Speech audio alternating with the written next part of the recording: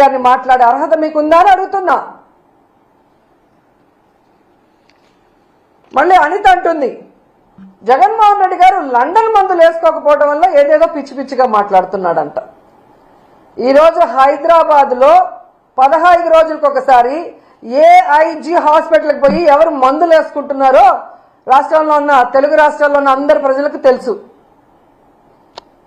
అబద్ధాలు కల్లార్పకుండా ఎలా చెప్పాలో అనేదానికి మందును కనిపెట్టి చంద్రబాబు నాయుడు మీ అందరికీ ఆ మందు ఇస్తున్నాడు కాబట్టే ఈరోజు మీ అందరూ కల్లార్పకుండా అబద్ధాలు చెప్తున్నారు తప్ప ఈరోజు మీకు దమ్ముంటే నేను వస్తాను, రండి.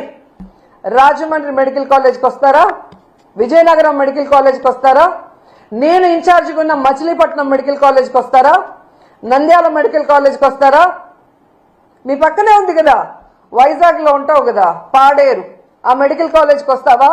మెడికల్ కాలేజీలు అంటే ఎలా ఉంటాయి, ఎలా కట్టాలి, అక్కడ చదువుకుంటున్న మెడికల్ స్టూడెంట్స్ ఎవరెవరు అనేది డీటెయిల్గా మీకు చూపిస్తాను. దమ్ముంటే ఎవడైనా రండి, తీసుకెళ్తాను. ఏదో పిచ్చి పిచ్చి వీడియోలు తయారు చేసి ఈ పిల్లలు చూస్తే వా అంటారా? ఆ పిల్ల నువ్వేమన్నా యాంకర్వా, హోమ్ మినిస్టర్వా? ఏదో షోలో యాంకరింగ్ చేసినట్టు యాంకర్ లాగా మాట్లాడుతున్నావు. పిల్లలు చూసి వావ్ అంటారా అని. జగన్మోహన్